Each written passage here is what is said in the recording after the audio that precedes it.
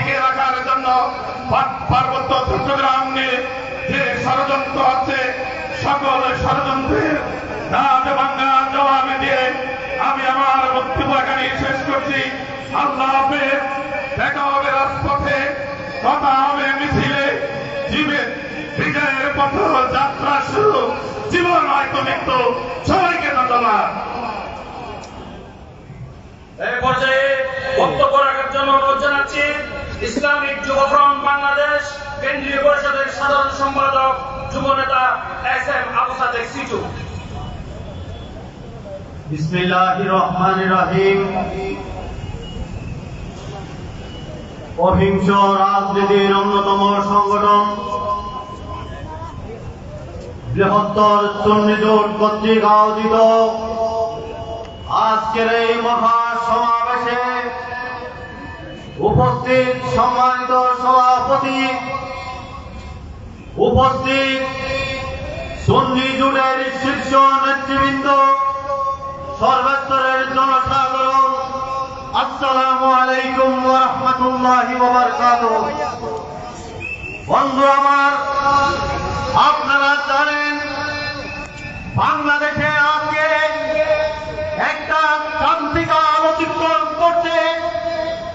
এই ক্রান্তিকাল থেকে জাতিকে উত্তরণের জন্য একটা পথ, সেই পথ হচ্ছে একটা নিরপেক্ষ নির্বাচনের মাধ্যমে নির্বাচিত সরকারের কাছে ক্ষমতা হস্তান্তর করে জাতির এই দুর্বিষহ, এই দুর্নীতি, এই মূলোৎপাদন থেকে রক্ষা করার জন্য একমাত্র নির্বাচনের হচ্ছে একমাত্র একটি পথ। আজকে রাজনৈতিক বিশ্লেষকরা মনে করেছেন স্বাধীনতার পরবর্তী এইরকম সংকট আর বাংলাদেশে হয়নি। যে সংকট বর্তমান বিদ্যমান রয়েছে, এই সংকট থেকে উত্তরণের জন্য সুন্নি জনতা, জনসাধারণের কাছে আপন জনসাধারণের মুক্তির উপায় হিসাবে যে 13 দফা নিয়ে আসছে, এই 13 দফা বাস্তবায়ন করলে এই বাংলাদেশে শান্তির সুবাতাস পাওয়া যাবে। এই 13 দফা বাস্তবায়নের প্রতি সবার সমর্থন ব্যক্ত করে আমার সংক্ষিপ্ত বক্তব্য এখানেই শেষ করলাম। আসসালামু আলাইকুম ওয়া রাহমাতুল্লাহি ওয়া বারাকাতুহু। এ পর্যায়ে বক্তব্য নিয়ে আসার জন্য অনুরোধ জানাচ্ছি বিশিষ্ট ক্যান্সার গবেষক doctor SM. Sarwar. Doctor SM. Sarwar, সভাপতি বাংলাদেশ ইসলামী যুব সেনা।